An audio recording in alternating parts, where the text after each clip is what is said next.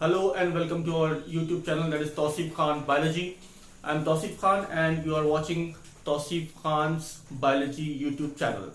So बच्चों, today in this lecture we are going to discuss the syllabus of 11th Biology. सबसे पहले उन बच्चों को बहुत बहुत मुबारकबाद जो 10th में अच्छे नंबरात से कामयाब हुए और 11th में एडमिशन ले चुके हैं या लेने जा रहे हैं। तो इस YouTube चैनल के अंदर हम लोग बायोलॉजी के बेसिक जो है वो लर्न करते हैं। 11th के भी बहुत सारे लेक्चर भी आज से आना शुरू हो गए, 12th के भी बहुत सारे जो है वो आ चुके हैं।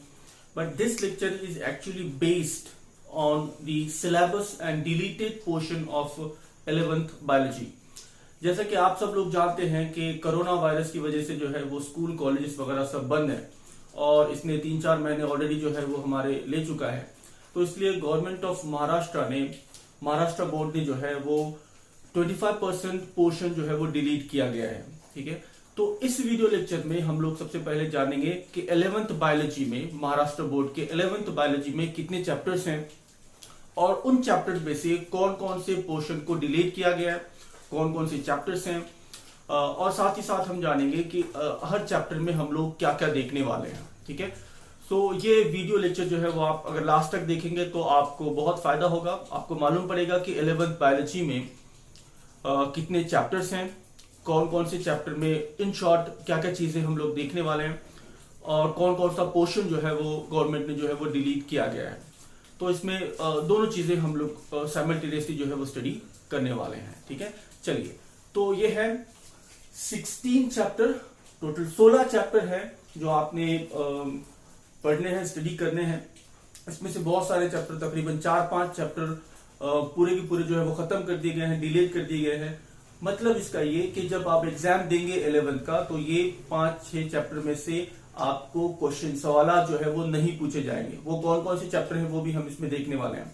बट मेरी राय ये एक है कि भले ही वो चैप्टर अगर डिलीट हो चुके हैं तो भी उसे हमें पढ़ना है ताकि उसका फायदा आपको जो है वो नीट एग्जामिनेशन के अंदर हो सके। ठीक है, भले वो डिलीट कर दिए गए हैं बट आपने जो है वो उसको स्टडी करना है। मैं उसकी स्टडी जो है वो आपको करवाऊंगा। ठीक है, थ्योरी पॉइंट ऑफ व्यू से, एग्जाम पॉइंट ऑफ व्यू से वो डिलीट हो चुके हैं but NEET point of view से वो बहुत ज्यादा इंपॉर्टेंट है। ठीक है, तो चलिए हम शुरू करते हैं। तो टोटली सिलेबस के मुताबिक 1 to 16 चैप्टर नंबर 1 से लेकर चैप्टर नंबर 16 तक आपके चैप्टर जो है वो बायोलॉजी के अंदर मौजूद है, 11th बायोलॉजी के अंदर। वन बाय वन हम डिस्कस करते हैं कि चैप्टर कौन से हैं और उस चैप्टर में क्या क्या चीजें जो है वो हम देखने वाले हैं। और एट द एंड मैं आपको बताऊंगा कि कौन से चैप्टर टोटली इसमें से इरेडिकेट निकाल दिए गए हैं, डिलीट कर दिए गए हैं, और कौन से चैप्टर में का कौन कौन सा पोर्शन जो है वो डिलीट किया गया है। ठीक है, तो first and most important chapter that is living world.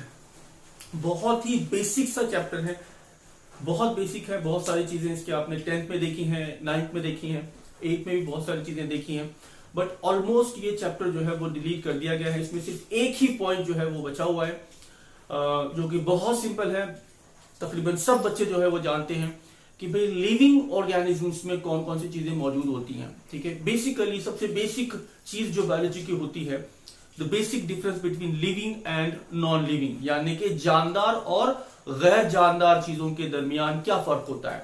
बहुत सारे फर्क होते हैं कि भाई लिविंग ऑर्गेनिज्म जो है वो उनके अंदर ग्रोथ होता है, रिप्रोडक्शन होता है, रेस्पिरेशन होता है, सर्कुलेशन होता है, मोस्ट इंपॉर्टेंटली मेटाबॉलिज्म होता है। तो ये चीजों के बारे में इस चैप्टर के अंदर जो है वो बताया गया है कि कौन कौन सी चीजें जो है वो लिविंग के अंदर होती हैं और कौन सी चीजें नॉन लिविंग के अंदर नहीं होती है। ठीक है, एक ही पॉइंट ये चैप्टर में बरकरार रखा गया है। बाकी सारा पोर्शन जो है वो 2020-21 के अंदर जो थ्योरी एग्जाम होने वाले उसमें डिलीट कर दिया गया है। बेसिक चैप्टर है, आपने नीट पॉइंट ऑफ व्यू से इसको स्टडी करना जरूरी है। उसके बाद दूसरा चैप्टर जो है वो है सिस्टमैटिक्स ऑफ लिविंग ऑर्गेनिज्म। अब एक ब्रॉड सेंस में जब आप देखते हैं, we all are living organisms. जो जानदार हैं वो सारी दुनिया के अंदर जो है वो फैले हुए हैं, बट ये जानदारों का अगर आपको स्टडी करना है, इसका अगर मुताला करना है, तो एक सिस्टमैटिक तरीके से आपको उसका स्टडी जो है वो करना पड़ेगा। ठीक है, अगर आप लिविंग ऑर्गेनिजम्स के बारे में सोचेंगे तो ह्यूमन बींग्स लिविंग है, इसमें एनिमल्स आ गए, प्लांट आ गए, फिशेस आ गए, माइक्रो ऑर्गेनिजम्स आ गए, बड़े से बड़े जानदार ब्लू व्हेल से लेके छोटे से छोटे माइक्रो ऑर्गेनिज्म, सारे के सारे जो है वो लिविंग ऑर्गेनिज्म कहलाते हैं। जो सेल से बना हुआ है वो लिविंग होता है, ठीक है। तो अब सारे दुनिया में बहुत सारे अलग अलग किस्म के, there are thousands of different kinds of species are present in this planet earth. अगर उनका स्टडी आपको करना है तो आपको सिस्टमैटिक तरीके से जो है वो स्टडी करना पड़ेगा। तो यहां पे इस चैप्टर में, chapter number 2 that is systematics of living organism में बताया गया है कि किस तरीके से आप उसको ग्रुप्स में और सब ग्रुप्स में डिवाइड करेंगे ताकि आप उसको जो है वो अच्छे तरीके से स्टडी कर सकें, ठीक है। तो अलग अलग टाइप के क्राइटेरियाज हैं, उस क्राइटेरिया की बुनियाद पे जो है वो डिवाइड कर दिए गए हैं। तो ये चैप्टर बेसिक आइडिया आपको देता है कि भाई how the living organisms have been classified into different kind of groups and sub groups. अलग अलग डिविजन्स हैं, ग्रुप्स हैं, सब ग्रुप्स हैं। तो इसमें उनके सिमिलैरिटी और डिसिमिलैरिटी के बुनियाद पे, ठीक है, यानी कि इकसानियत और गैर इकसानियत की बुनियाद पे अलग अलग डिविजन्स में, ग्रुप्स में जो है वो उनको डिवाइड किया गया है। तो इसके ऊपर सारा ये चैप्टर जो है वो डिपेंड करता है, ठीक है। That is systematics of living organisms. तीसरा जो है वो है किंगडम प्लांटी। जैसे दूसरा चैप्टर जो आपने देखा है सिस्टमैटिक्स ऑफ लिविंग ऑर्गेनिजम्स, यहां पे एक साइंटिस्ट था जिसका नाम था R.H. विटेकर। क्या नाम था? R.H. विटेकर। तो R.H. विटेकर ने दुनिया में जितने भी लिविंग ऑर्गेनिज्म हैं, सारे लिविंग ऑर्गेनिजम्स को 5 किंगडम के अंदर डिवाइड किया था। कितने किंगडम में? 5 किंगडम में जो है वो डिवाइड किया था। आप सब ऑलरेडी जानते हैं, 10th में भी आप लोगों ने पढ़ चुके हैं, ठीक है। मोनेरा, प्रोटिस्टा, फंगाई, प्लांटी और एनिमालिया, ठीक है।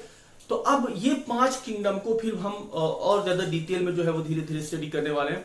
इन्हीं 5 किंगडम में से एक किंगडम है, that is chapter number 3, kingdom Plantae, ठीक है। अब ये गेस करने में कोई आपको अवार्ड नहीं मिलेगा कि ये चैप्टर में हम लोग क्या देखने वाले। Name it self indicate, kingdom Plantae, यानी कि सारे प्लांट्स के ताल्लुक से हम लोग यहाँ पे देखेंगे कि भाई कितने किस्म के प्लांट्स होते हैं, कितने ग्रुप्स में ये डिवाइड होते हैं, उनके कैरेक्टर्स क्या हैं, फीचर्स क्या हैं, उनके स्ट्रक्चर क्या है, ठीक है। ये सारी चीजें जो है वो प्लांट्स के ताल्लुक से हम इस चैप्टर में देखने वाले हैं। शॉर्ट में बता दूं कि भाई ये भी आप लोगों ने जाना है 10th में कि भाई 5 अलग अलग डिविजन्स में जो है वो डिवाइड किए गए हैं सारे दुनिया के प्लांट, ठीक है। छोटे से छोटे काई से लेके बड़े से बड़े बनियान ट्री तक जो है वो अलग अलग टाइप के प्लांट्स यहाँ पे मौजूद हैं, जिनके 5 ग्रुप्स किए गए हैं, ठीक है। सबसे पहला Thallophyta, bryophyta, pteridophyta, gymnosperm and angiosperm, right, correct, very good. तो ये 5 डिविजन्स हैं। ये सारे 5 डिविजन्स के ताल्लुक से इनके कैरेक्टर्स वगैरह जो है हम इस चैप्टर के अंदर देखने वाले हैं, दैट इज किंगडम प्लांटी। ये आपका तीसरा चैप्टर हो गया। चौथा चैप्टर किंगडम एनिमालिया। इस पे भी आपको कोई अवार्ड नहीं मिलेगा कि अगर आप पहचान लीजिए चैप्टर में क्या होगा। नेम इट सेल्फ इंडिकेट, अगर छोटे बच्चे को पूछ लेगी ये चैप्टर में क्या होगा तो बता देगा कि भाई किसके ताल्लुक से हम देखने वाले हैं, एनिमल के ताल्लुक से हम इसके अंदर देखने वाले हैं, दैट इज किंगडम एनिमालिया।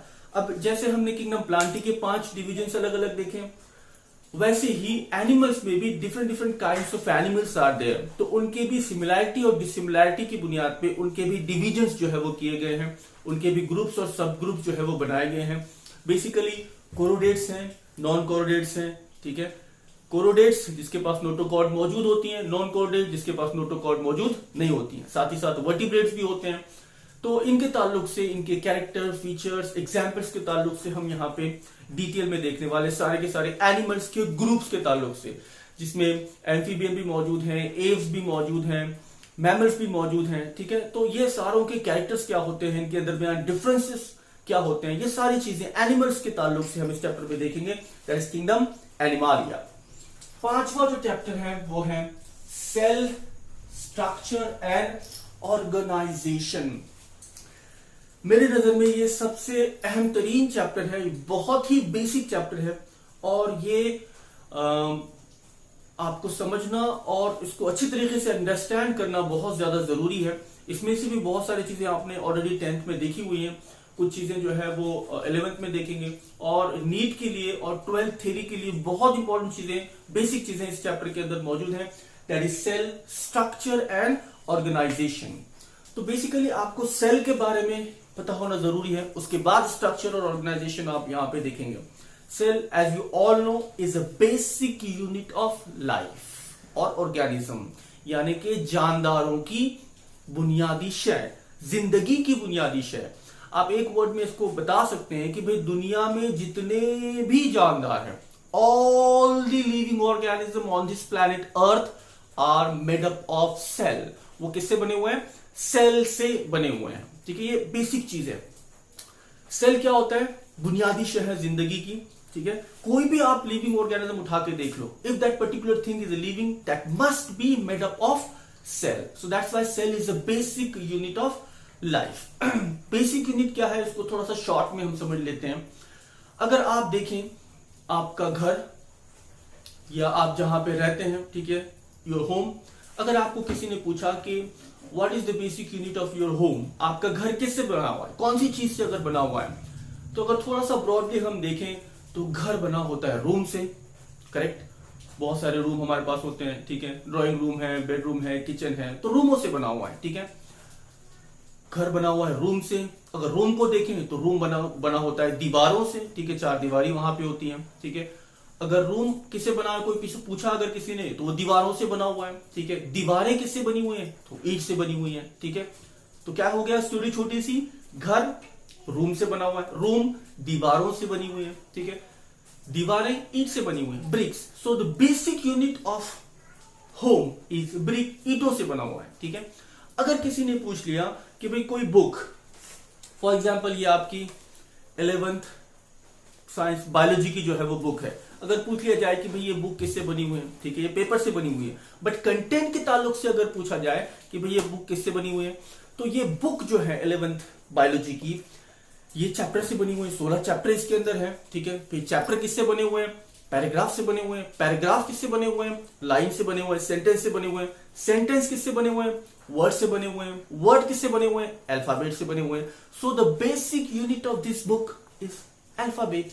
ठीक है, ठीक उसी तरीके से अगर आप देखें लिविंग ऑर्गेनिज्म के बारे में, ठीक है, for suppose I am living organism, ठीक है, मैं भी जानदार हूं, टीचर भी जानदार होते हैं। ठीक है, तो मैं भी एक जानदार हूं फॉर एग्जाम्पल। तो अगर पूछा जाए कि मैं किससे बना हुआ है, ठीक है, ह्यूमन बीइंग किससे बने हुए हैं, तो ऑर्गन सिस्टम से बने हुए हैं। ठीक है, मेरे पास नर्वस सिस्टम है, रेस्पिरेटरी सिस्टम है, डाइजेस्टिव सिस्टम है, सर्कुलेटरी सिस्टम है, रिप्रोडक्टिव सिस्टम है, तो ये सारे सिस्टम हैं।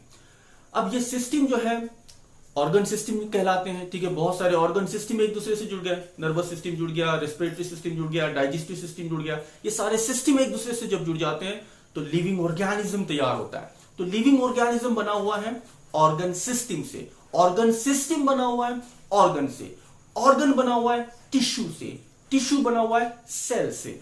सो the basic unit of living organism is cell. ठीक है, इतना इंपॉर्टेंट, इतना अहम है सेल। तो इस सेल के ताल्लुक से हमने इस चैप्टर में देखना है सेल स्ट्रक्चर एंड ऑर्गेनाइजेशन, यानी कि सेल का स्ट्रक्चर क्या होता है और सेल के अंदर कौन कौन सी चीजें कहां कहां पे मौजूद होती हैं। तो यहां पे है बेसिकली हम सेल के अलग अलग स्ट्रक्चर देखेंगे, टाइप देखेंगे कि कौन कौन से सेल्स होते हैं, उनके स्ट्रक्चर क्या क्या होते हैं, उसके अलावा उनके अंदर क्या क्या चीजें मौजूद होती हैं। ठीक है, 2-4 बड़ी बड़ी मोटी मोटी चीजें आपने याद रखनी है। फिलहाल उसको हम और ज्यादा आगे डिटेल में देखने वाले हैं कि भाई प्लांट सेल अगर है तो उसके ऊपर सेल वॉल मौजूद होगी, एनिमल सेल अगर है तो प्लाज्मा मेम्ब्रेन ऊपर से होगा, अंदर साइटोप्लाज्म होगा, न्यूक्लियस यानी कि मरकजा जो है वो अंदर मौजूद होगा। साथ ही साथ दूसरे सेल ऑर्गेनेल्स के बारे में हम इस चैप्टर में देखने वाले हैं, जिसमें शामिल है Golgi apparatus, endoplasmic reticulum, ribosomes, mitochondria.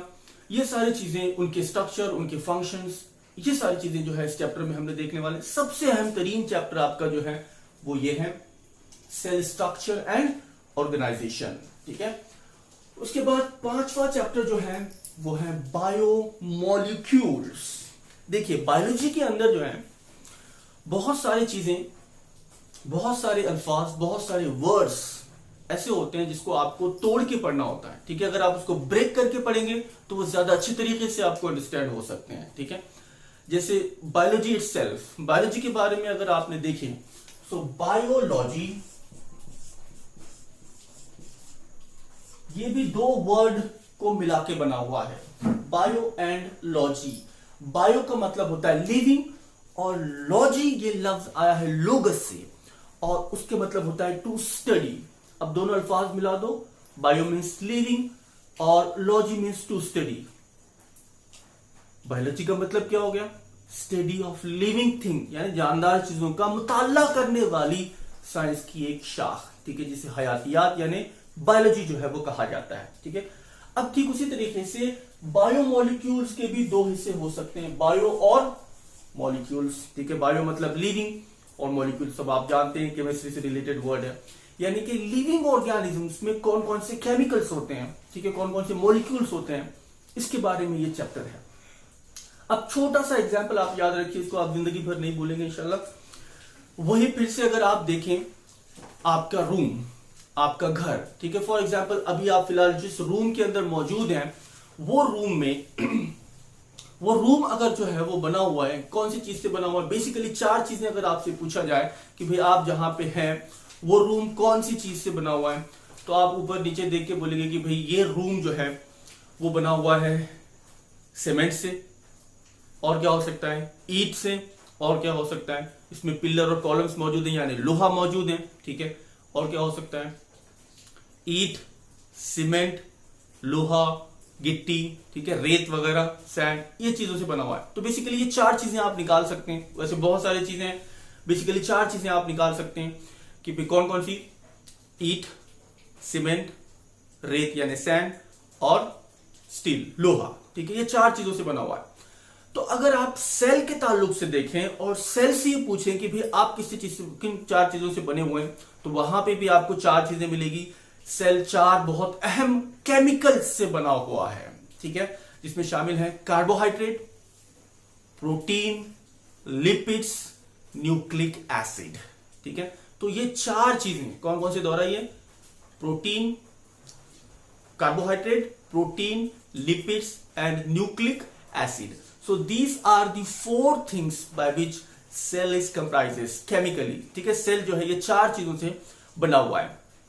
तो ये चार चीजों के बारे में हमने देखना है कि कार्बोहाइड्रेट क्या होते हैं, कहां होते हैं, कैसे होते हैं, कितने टाइप के होते हैं, पॉलीसेकेराइड, मोनोसेकेराइड, डाइसेकेराइड क्या होते हैं, उनके एग्जाम्पल्स क्या है, उनके स्ट्रक्चर क्या है, प्रोटीन का स्ट्रक्चर क्या है, primary structure, secondary structure, lipids क्या होते हैं, ये सारी चीजें हमने देखना है। उसके अलावा न्यूक्लिक एसिड, ये सबसे अहम चीज है।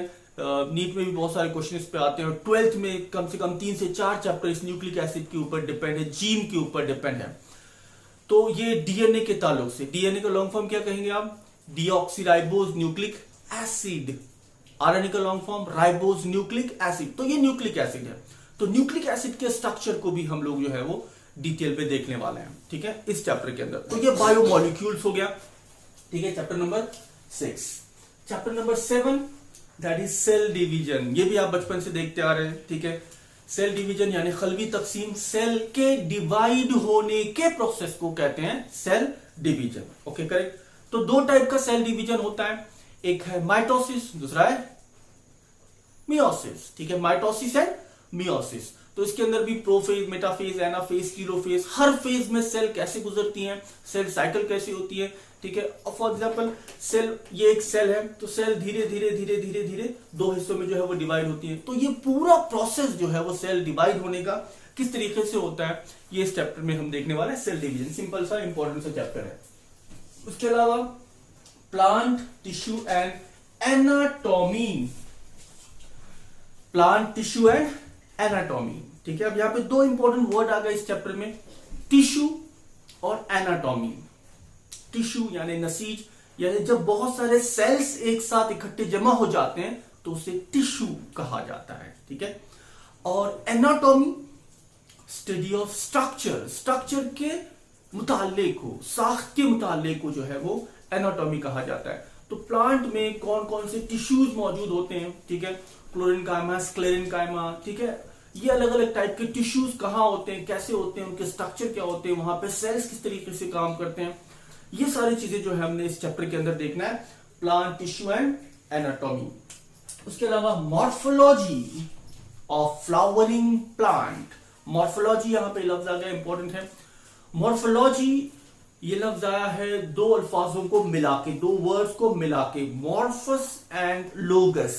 मॉर्फस, ये मॉर्फो मतलब स्ट्रक्चर, साख को कहा जाता है। लॉजी मीन्स टू स्टडी, यानी कि किसी के स्ट्रक्चर को स्टडी करना, दैट इज मॉर्फोलॉजी। अब यहां पे किसके स्ट्रक्चर को स्टडी किया जा रहा है? फ्लावरिंग प्लांट, ऐसे प्लांट जिसको फ्लावर्स लगते हैं, ठीक है, जिसको फ्लावर्स आते हैं, उन्हें फ्लावरिंग प्लांट कहा जाता है। And they comes under the angiosperm, ठीक है। तो जो भी एंजियोस्पर्म है, angiosperm most advance plant of kingdom Plantae, ठीक है। यहाँ पे वेल डेवलप आपको रूट मिलेंगे, स्टेम मिलेगा, तना, पत्ते, फूल, सारी चीजें जो एक कंप्लीट प्लांट के अंदर होना चाहिए, वो सारे के सारे कैरेक्टर जो है वो एंजियोस्पर्म में, फ्लावरिंग प्लांट में आपको देखने को मिलेंगे।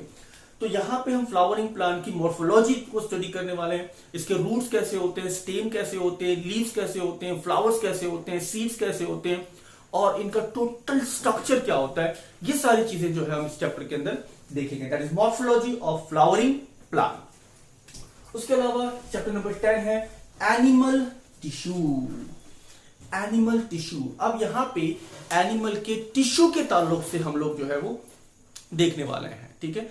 अब थोड़ा सा अगर आप मुताला करें, खुद को अगर आप देखें तो आपको पता लगेगा, ठीक है। कोई भी इन जनरल नॉर्मल पर्सन भी अगर आप देखता है कि we all are made up of cell, ठीक है, हम लोग सेल से बने हुए हैं। तो मेरा सिंपल सा छोटा सा सवाल ये है कि क्या हमारे अंदर सिर्फ एक ही टाइप के सेल है या अलग अलग टाइप के सेल हैं? जवाब क्या आएगा? हाँ भाई, अलग अलग टाइप के सेल हैं। कैसे? हमारे स्किन के सेल अलग हैं, हमारे जबान के सेल अलग है, हार्ट के सेल अलग है, किडनी के सेल अलग है, ब्लड के सेल अलग है, ठीक है, आंखों के सेल अलग है। तो ये there are different kind of cells are present in our body, ठीक है। तो सेल एक साथ जब जमा हो जाते हैं तो उससे टिश्यू जो है वो तैयार होता है। तो हमारे अंदर अलग अलग किस्म के different kinds of tissues in cells are there, जिससे हमारी बॉडी जो है वो तैयार हुई है। तो बेसिकली यहाँ पे 4 टाइप के जो है वो टिश्यू है, जिसे हमने डिटेल में देखना है। This is also very much important chapter of 11th biology. 11th biology का ये भी बहुत अहम तरीन चैप्टर है। इसमें से कोई चीज जो है वो डिलीट नहीं की गई है और उसको छोड़ना भी नहीं है। नीट के लिए भी, थ्योरी के लिए भी और 12th के लिए भी बहुत ज्यादा इंपॉर्टेंट है। कौन सा? Animal tissue. यहाँ पे आप देखेंगे एपिथेलियल टिश्यू के बारे में, कनेक्टिव टिश्यू के बारे में, मस्कुलर टिश्यू के बारे में और नर्वस टिश्यू के बारे में, ठीक है। तो ये 4 टाइप के टिश्यूज है, एपिथेलियल, कनेक्टिव टिश्यू, उसके अलावा मस्कुलर टिश्यू और नर्वस टिश्यू। ये 4 टिश्यूज के स्ट्रक्चर, उनके टाइप, उनके फंक्शंस, ये सारी चीजें जो है वो डिटेल में हमने देखना है। उसके बाद है chapter number 11, study of animal type, that is cockroach. Cockroach के ताल्लुक से यहाँ पे आप देखेंगे कि कॉकरोच क्या होते हैं। पेरीप्लानेटा अमेरिकाना, ये कॉकरोच का बायोलॉजिकल नेम है। तो इस कॉकरोच के मुतल्लिक हमने जो है वो सारी चीजें देखनी है, ठीक है। इसका डाइजेस्टिव सिस्टम क्या होता है, रेस्पिरेटरी सिस्टम क्या होता है, रिप्रोडक्टिव सिस्टम क्या होता है, नर्वस सिस्टम क्या होता है, रेस्पिरेटरी सिस्टम क्या होता है, सारे के सारे सिस्टम, इसके फिजिकल कैरेक्टर्स, ये सारी चीजें जो है वो इस चैप्टर के अंदर दी गई है। That is study of animal type cockroach. Chapter number 12 जो है वो है फोटोसिंथेसिस। ये भी बहुत इंपॉर्टेंट चैप्टर है। फोटोसिंथेसिस, शुआई तरकीब, यानी कि plant prepare their own food material with the help of sunlight. 4 चीजों की मदद से प्लांट अपना खुद खाना जो है वो बनाते हैं, ठीक है। कौन कौन सी है वो 4 चीजें जरा बताएं। ऑलरेडी आप लोगों ने 10th में जो है वो देख लिए हैं, ठीक है। सबसे पहली चीज जो है, प्लांट जो है वो पानी जड़ों से जस्ट करते हैं, ठीक है। वाटर, देन कार्बन डाइऑक्साइड, ठीक है, पत्तों से एब्जॉर्ब करते हैं, ठीक है। देन सनलाइट, ठीक है, सूरज की रोशनी, ठीक है। और उसके अलावा क्लोरोफिल ऑलरेडी उनके अंदर मौजूद होता है। तो ये 4 चीजों की मदद से they prepare their own food material, that is called as photosynthesis. तो ये भी एक बहुत इंपॉर्टेंट चैप्टर, ये पहले 12th में था, नए सिलेबस के हिसाब से ये 11th में जो है वो आ चुका है। तो इसको भी हम बहुत ज्यादा डिटेल के अंदर देखने वाले हैं, ठीक है। लाइट रिएक्शन क्या होती है, डार्क रिएक्शन क्या होती है, किस तरीके से ग्लूकोज जो है वो तैयार होता है, कैल्विन साइकिल कैसे होती है, ठीक है। ये भी बड़ा चैप्टर है और बहुत इंपॉर्टेंट चैप्टर है फोटोसिंथेसिस, इसको भी डिटेल में देखना है। उसके अलावा chapter number 13, respiration and energy transfer. Respiration, ये भी आप लोगों ने 10th में देखा है, रेस्पिरेशन क्या चीज है। अब सिंपली अगर आपसे रेस्पिरेशन जो है वो पूछा जाए तो आप कहेंगे सांस लेना, सांस छोड़ना, ठीक है। और अगर अच्छी तरीके से पूछा जाए आपको कि भाई थोड़ा सा अच्छे से जवाब दो कि भाई रेस्पिरेशन क्या होता है, तो आप कहेंगे ऑक्सीजन अंदर लेना, कार्बन डाइऑक्साइड बाहर रिलीज करना, ठीक है। बट बेसिकली अगर आप बायोलॉजी के स्टूडेंट के तौर पे इसको जवाब अगर आप देंगे तो respiration is not just inhalation of oxygen and exhalation of carbon dioxide, but whatever is happening in between that is respiration। देखो समझ लो क्या चीज है, क्या हो रहा है, आप ऑक्सीजन अंदर ले रहे हैं, कार्बन डाइऑक्साइड बाहर रिलीज कर रहे हैं, that is respiration. It is a part of respiration. क्या हो रहा है भाई, एक्चुअली जादू हो रहा है क्या, जब आप ऑक्सीजन ले रहे, देखो जादू हो रहा है, ऑक्सीजन अंदर लिए, कार्बन डाइऑक्साइड बाहर रिलीज कर दी। अब ये क्यों हो रहा है, इसकी वजह क्या है, what is the reason behind it, कि भाई ऑक्सीजन अंदर जाके कर क्या रहा है और किस तरीके से कार्बन डाइऑक्साइड तैयार हो रहा है, ये है असल में रेस्पिरेशन। तो वो किस तरीके से होता है, कौन कौन से रिएक्शन होते हैं, ग्लाइकोलिसिस यानी ग्लूकोज के टूटने का प्रोसेस कैसे होता है, ये हम इसमें देखने वाले हैं। क्रेब्स साइकिल क्या होती है, इलेक्ट्रॉन ट्रांसपोर्ट सिस्टम किस तरीके से कैरिड आउट होता है, कैसे आप एनर्जी जनरेट करते हैं, एटीपी को कैसे तैयार करते हैं, इस्तेमाल करते हैं, ये सारी चीजें जो है वो इस चैप्टर में हम लोग देखने वाले हैं, that is respiration and energy transfer. उसके अलावा ह्यूमन न्यूट्रिशन, ह्यूमन न्यूट्रिशन ये भी सिंपल सा आसान सा चैप्टर है कि भाई कौन कौन से फूड में कौन कौन से न्यूट्रिशंस होते हैं, ठीक है, कार्बोहाइड्रेट, प्रोटीन वगैरह जो है वो डाइट में कितने होने चाहिए, कैसे होने चाहिए, डाइजेशन का पूरा प्रोसेस किस तरीके से होता है, डाइजेस्टिव सिस्टम के बारे में यहाँ पे बताया गया है कि it start from mouth and ends on anus. तो सारे पूरा प्रोसेस जो है वो किस तरीके से होता है, ठीक है, माउथ, बक्कल कैविटी, फेरिंग्स, लैरिंग्स, उसके अलावा ईसोफेगस खाने के लिए, उसके अलावा small intestine, large intestine, anus, stomach वगैरह, ये सारी चीजें जो है वो उसके बारे में हमको देखना है, उनके स्ट्रक्चर क्या है, उनके फंक्शन क्या है, वो कैसे कैरी आउट किए जाते हैं। उसके अलावा excretion and osmo regulation. Excretion, अब फूड हमने इंटेक कर लिया, उसको खा लिया, उसको हजम कर लिया, ठीक है। अब एक्सक्रीशन यानी कि वेस्ट मटेरियल जो है वो बॉडी के बाहर किस तरीके से एक्सक्रीट आउट होता है, ठीक है। यूरिनेशन के ताल्लुक से हम यहाँ पे देखने वाले हैं, किडनी के ताल्लुक से हम यहाँ पे डिटेल देखेंगे कि भाई किडनी कितने होते हैं, कहाँ होते हैं, उनका स्ट्रक्चर क्या होता है, नेफ्रॉन्स क्या होते हैं, यूरिन फॉर्मेशन क्या होता है, मोर्फिजियन बॉडी क्या होते हैं, ये सारी चीजें उनके स्ट्रक्चर, उनके फंक्शन के ताल्लुक से हमने देखना है। ये भी ह्यूमन फिजियोलॉजी का एक बहुत इंपॉर्टेंट जो है वो चैप्टर है। उसके अलावा ऑस्मो रेगुलेशन यानी कि वलूजी निजाम जिसे आप कह सकते हैं, यानी कि बॉडी के अंदर वाटर के लेवल को मेंटेन करने का प्रोसेस किस तरीके से होता है, ये भी हम इस चैप्टर में डिटेल में देखेंगे। And last but not least skeleton and movement, ठीक है। स्केलेटन, ठीक है, हड्डियों का ढांचा, कितने टाइप की हड्डियां हमारे अंदर मौजूद होती है, कौन कौन सी हड्डियां हैं, कहाँ हैं, स्कल क्या होता है, वर्टिब्रल कॉलम क्या होता है, कौन सी हड्डियां कैसे काम करती हैं, कितने जॉइंट्स हैं, ठीक है, मूवमेंट क्या होती हैं, ठीक है, मूवमेंट एक जगह से दूसरी जगह पे हम कैसे मूव करते हैं, ये हमने यहाँ पे देखना है, ठीक है।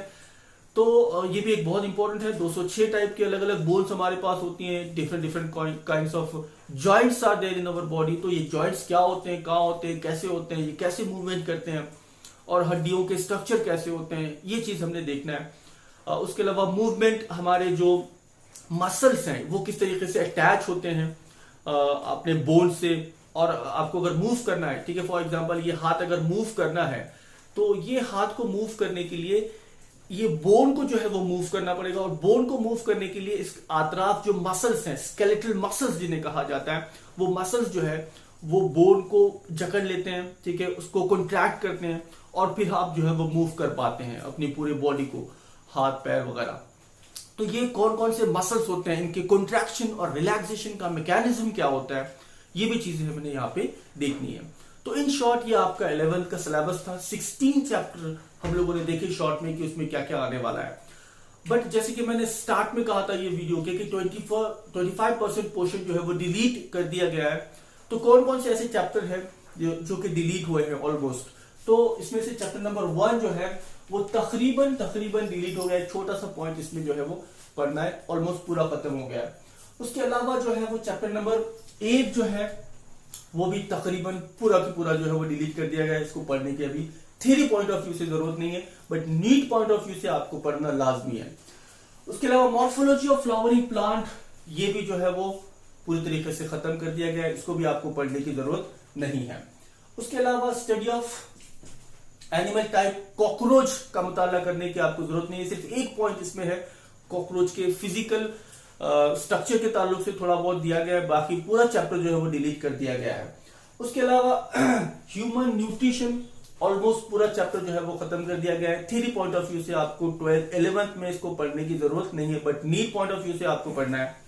उसके अलावा स्केलेटन एंड मूवमेंट में से स्केलेटन जो है वो पूरा की पूरा डिलीट कर दिया गया है। हड्डियों के ताल्लुक से आपको थ्योरी पॉइंट ऑफ व्यू से पढ़ने की जरूरत नहीं है, सिर्फ मूवमेंट्स के बारे में यहां पे आपको पढ़ना है। तो ऑलमोस्ट जो है वो 1 2 3 4 5 6 चैप्टर, तकरीबन 6 चैप्टर जो है वो आपके सिलेबस से डिलीट कर दिए गए हैं। ठीक है, तो ये एक तरीके से अच्छी चीज भी है, एक तरीके से बुरी चीज भी है। अच्छी क्योंकि आप खुश हो जाएंगे कि भाई चलो छोड़ो पीछा छूटा कि भाई पढ़ना नहीं पड़ेगा। ठीक है, और बुरी चीज इसलिए कि अगर आपको पता हो गया कि ये चैप्टर डिलीट होने वाले हैं तो आप उसको पढ़ेंगे नहीं, और जिसकी वजह से आप नीट की अगर पढ़ाई कर रहे हैं तो आपकी दिलचस्पी उस चैप्टर से खत्म हो जाएगी। ठीक है, इसलिए वो बुरा है। मगर भले ही वो अगर डिलीट हो गए तो भी उसका आपने स्टडी करना है, मुताला करना है, ताकि आपको नीट के एग्जाम जो है वो सही ढंग से आप दे सकें। ठीक है, तो ये बेसिक इंट्रोडक्शन था आपके 11th बायोलॉजी का 16 चैप्टर का। तो 1 बाय 1 हम धीरे धीरे आगे बढ़ते जाएंगे और एक एक चैप्टर को जो है वो अच्छे से हम स्टडी करने वाले हैं। नीट का भी यहाँ पे पूरा इंशाल्लाह हम ख्याल रखेंगे और थ्योरी भी जो है वो पूरा हम डिटेल में पढ़ते जाएंगे। ठीक है, तो जो स्टूडेंट ने हमारा चैनल जो है वो सब्सक्राइब नहीं किया है वो पहले सब्सक्राइब कर ले, बेल आइकन को प्रेस कर दे, ताकि आने वाले वीडियोस जो है वो आपको रेगुलरली जो है वो मिलते जाएं। ठीक है, तो पढ़ाई करते रहिए, घर पे रहिए, सेफ रहिए। ठीक है, चलिए, अल्लाह।